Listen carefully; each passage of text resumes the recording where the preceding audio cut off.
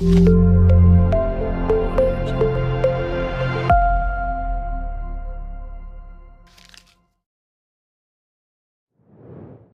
قتادہ رضی اللہ تعالی عنہ فرمائی کہ جناب نبی کریم علیہ السلام مبارک فرمایلی دي چې د ذوالحجې په 9 تاریخ باندې صيام يوم العرفه انی احتسب علی الله یقینا زما د الله رب العالمین باندې امید دی زما د الله پاک نه دا تملا یو روزه د عرفې د ورځې دا کفاره وګرځي السنه التي قبله دا هغه کال چې هغه د دین وړاندې تیر شوی دی والسنه التي بعده او دا هغه کال چې د دین بعد دی اوس باندې حمد ذوالحجې باندې چې د ورځ د عرفې ده په دې باندې روزه ونیسي جناب نبی کریم علیه السلام مبارک فرمای زما د الله پاک نه امید دی چې یو کال وړاندې او یو کال آینده د دې د ګناهونو کفاره وګرځي او یوم العرفه دا کوم ورځ ده په کوم ورځ چې ستا غت اختر دی دا غین لومبنه وړاندې ورځ د عرفه ده نو ګستا په وطن کې مثال په تور په کوم تاریخ باندې غت اختر راځي دا غین لومبنه ورځ ده عرفه ده په دې شکوک او شبهات کې به نه پرې وځي چې عرفات ته حاجیان صاحبان لاړو نو دغه یوم العرفه ده عرفات ته د حاجیانو تک د عرفې په ورځ عید بلا شک و بلا شبه خو د عرفې ته د دې وجه نه عرفه نه وایي چې حاجیان عرفات ته ځي یوم العرفه دا نهم د ذوالحجې ته ویل کېږي او سوال دا دی که داسې موقع راغله چې حاجیان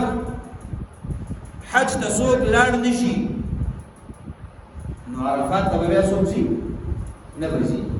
نو چې عرفات ته لاړ نو د یوم العرفه به راځي او که به نه راځي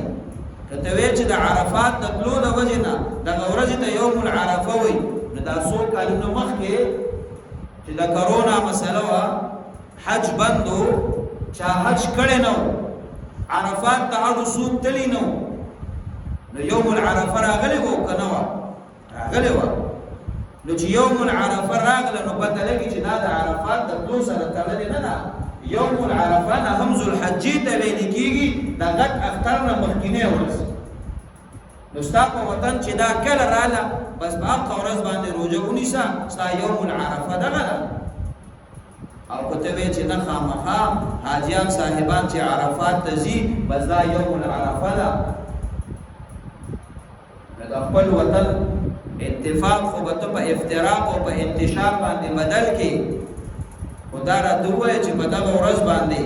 په بعضې ممالکو کې شپی دا به د شپې روژه نیسي دا خو 10 ګنټې او 12 ګنټې فرقونه دي حاجیان عرفات ته تللي دي ورځ ده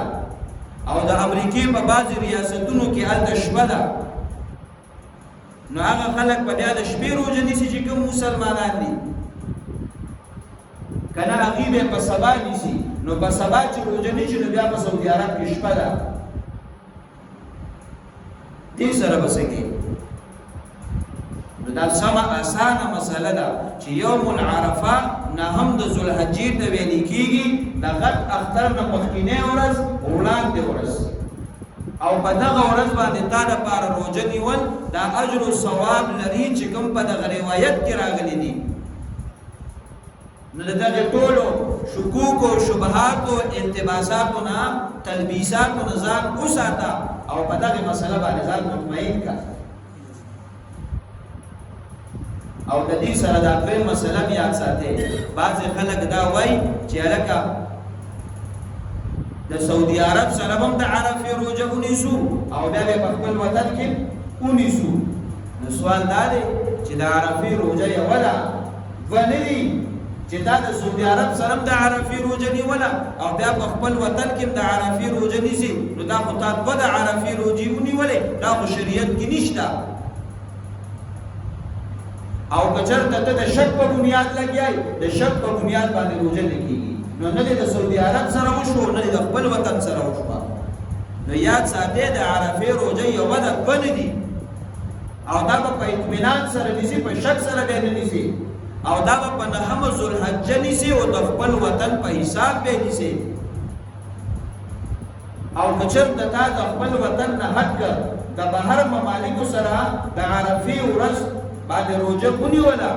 نو په سبا باندې بیا د قربانۍ او د اختر وزده قرباني به کې نو بیا به تکړه چې سبا ته به د اختر لمونځ هم وکړي او سبا ته به بیا قرباني وکړي ځکه په اسلامي کتابونو کې قرآن او سنت کې یا فقهاو داسې نه دي ذکر کړي چې د عرفې ورځ نن راله نو سبا بیا چوټي ده د اتوار ورځ ده او په بله ورځ باندې بیا د غټ اختر ورځ ده نو ته به قرباني کې دا د شریعت په کتابونو کې نشته نو دا مسئلې ځان سره یاد ساتئ چې جناب نبی کریم علیه السلام مبارک